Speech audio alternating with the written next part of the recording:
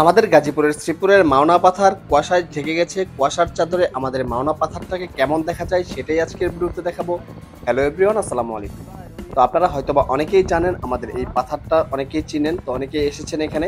এই পাথারে অনেক food park ছিল, এখনো অনেক ফুড পার্ক কিন্তু রয়েছে। তো এখন এই রাস্তাটা কিন্তু অনেক ভাইরাল রাস্তা। আমাদের গাজীপুরের যারা স্থানীয় রয়েছেন প্লাস হচ্ছে গাজীপুরের যারা বসবাস করেন প্রত্যেকেই কিন্তু এই রাস্তাটা চিনেন। ছোট থেকে বড় পর্যন্ত সকলেই কিন্তু এই রাস্তাটা সম্পর্কে জানেন, কেননা হচ্ছে এখানে ঘোরার মতো অনেক প্লেস রয়েছে। এই পাশে একটা ফুড পার্ক ছিল, সেই ফুড পার্কটা কিন্তু এখন ভেঙে ফেলা হয়েছে।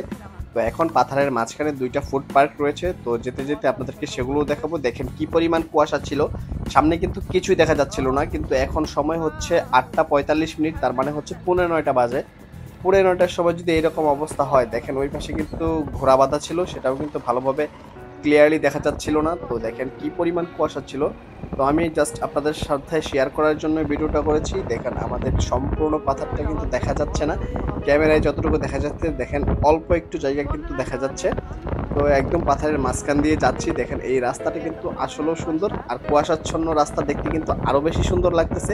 সামনে একটা ফুড পার্ক রয়েছে, যেটা আমি কিছুদিন আগে একটা ভিডিও তৈরি করেছিলাম, তো সেটাও আপনাদেরকে দেখাবো। প্লাস এরপরে আরেকটা ফুড পার্ক রয়েছে, সেটা নিয়েও সেপারেট ভিডিও রয়েছে আমাদের পেজে প্লাস চ্যানেলে, সেটাও আপনারা হয়তোবা অনেকে দেখেছেন। তো এই রাস্তাটা কিন্তু আসলেও ভাইরাল রাস্তা, কেননা হচ্ছে এই রাস্তাটা অনেক সুন্দর। তাই এরকম কুয়াশাচ্ছন্ন রাস্তা দেখার জন্য শীত শেষ হওয়ার আগে কিন্তু আপনারা যারা মর্নিং ওয়াক করেন তারা কিন্তু এখানে চলে আসতে পারেন এই রাস্তাটার সৌন্দর্য দেখার জন্য। কুয়াশাচ্ছন্ন রাস্তা দেখতে কেমন লাগে সেটা দেখার জন্য। দেখেন অনেক সুন্দর লাগতেছিল কিন্তু, তো ক্যামেরাতে যেরকম লাগতেছিল বাস্তবে কিন্তু এর থেকে বেশি সুন্দর লাগতেছিল।